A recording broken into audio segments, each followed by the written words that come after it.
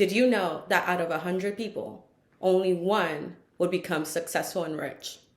So, do you want to be that one person?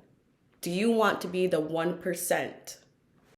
In order to become the 1%, you have to be willing to do what 99% of the people are not willing to do. And that's just facts. You have to be crazy enough and willing enough to do anything it takes because the odds are already against you. You understand? So that means showing up every single day, being consistent. Because let's be realistic. You can have your wave of motivation, but can you stay consistent when times get rough? Are you willing to find ways to make it work? If walls are placed, if doors close, are you willing to find a key to open that door? Are you willing to climb over that wall, go around it, break through it? What are you willing to do? Because people can have waves of motivation, yes, and work hard.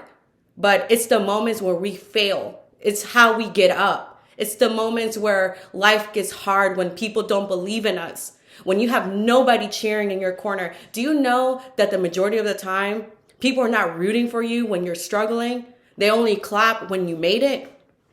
You want to know why 99% of the people don't make it to that 1%? It's not because they don't have the potential. They do. It's because they gave up. They gave up when things got hard. They gave up when they failed. They gave up when they realized how much sacrifice and work it would take. Because if it was easy, baby, everybody would be the 1%. That's what makes the difference between the 1% and the 99%. For example, me, I am part of the 8% of the Latinas in the United States who go to grad school and get their master's degree. And when I tell people I have my master's degree, people will ask me like, oh, you must be really smart, or they'll make that comment. And I tell people it's not necessarily that I'm really smart. It's that I work hard and I am determined. Because let me tell you, I am daughter of immigrant parents. I'm first generation. I'm the first to go to college in my family. As a matter of fact, I'll never forget the day that I told my dad, I want to go to college. He said, for what? He didn't believe that I could be the 1% or the 8%.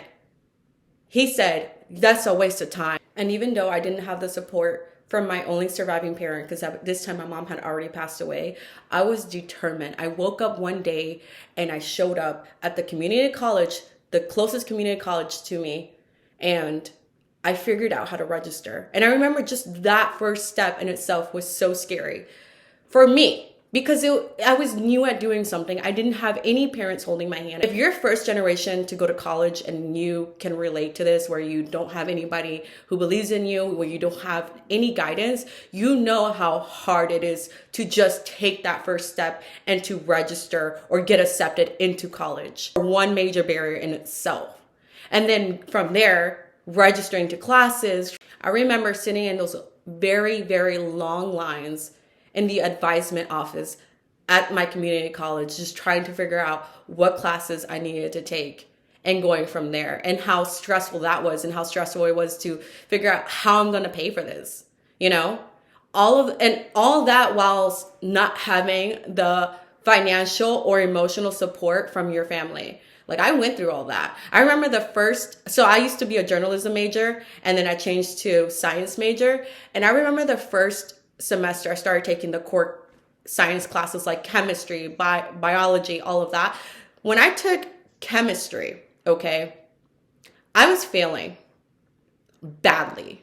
And I remember crying, but I also remember thinking something has to change. And I realized if I want to make this happen for myself, I have to show up every single day. I'm going to have to put 100% of myself in this. I'm going to have to put so much work at it in order for me to pass and make a miracle out of this grade, because I was failing badly. So you know what I started doing? I started going to the tutoring center every single day, driving to my community college to the tutoring center and showing up. And I'll never forget, there was a professor there this professor worked at a prestigious university here in Atlanta. And he, in his free time, would go to his community college and offer tutoring for free. And I'll never forget him, because one day he comes up to me. He used to help me with my chemistry homework and exams. We would go through all of it together. And I remember him telling me one day, you're going to make it. you're going to make it in life. You want to know why? Because you show up every single day.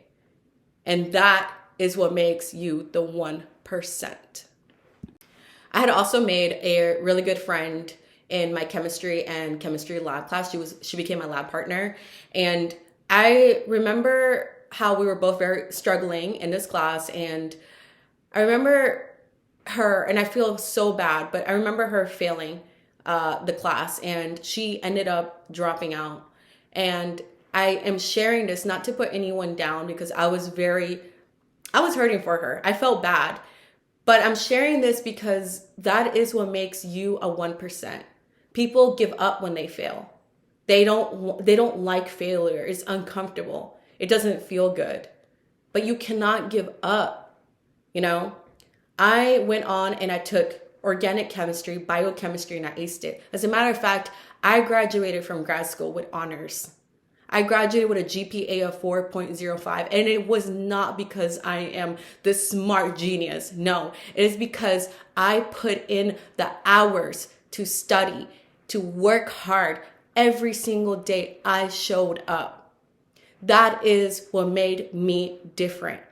I am part of the 8% of Latinas to get their master's degree. But let me tell you something. In my master's degree program, I was the only Latina. So in my master's degree program, I was the 1%. And I'll never forget when I started that program, I had imposter syndrome so bad. I remember the first day of orientation, I was like, I quit. I'm done. I can't do this. I almost let my self-limiting beliefs stop me from achieving what I was so close to achieving.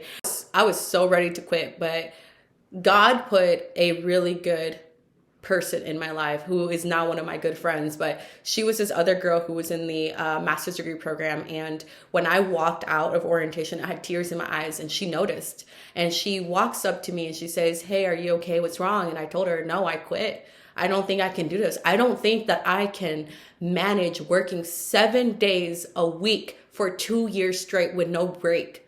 Because I knew that that was the workload that was going to be required of me, because I had to do internships, full-time student, and work. So I already knew what I was getting myself into, but I didn't believe that I could manage that. And she said, how do you know you can't manage it if you haven't even tried? You can't quit before you even try. And that stuck with me. And I knew she was right. I knew she was absolutely 1000% right. And I said, you know what? I'm going to give it a semester. If at the end of the semester, I can't do it, then I'll quit. And I showed up.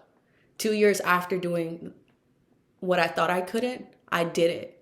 And I graduated with my master's degree. And the truth is, whatever game you play in life, if you want to be the 1% on the top of the leaderboard, you gotta realize that you're going to lose. That you're not going to win every match.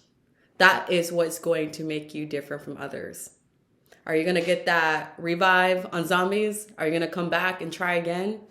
Listen, life is a roller coaster with many ups and downs. And sometimes you're on that ride by yourself. And when you're down and by yourself, it's natural. It's natural to feel bad, to feel sorry for yourself, to want to give up.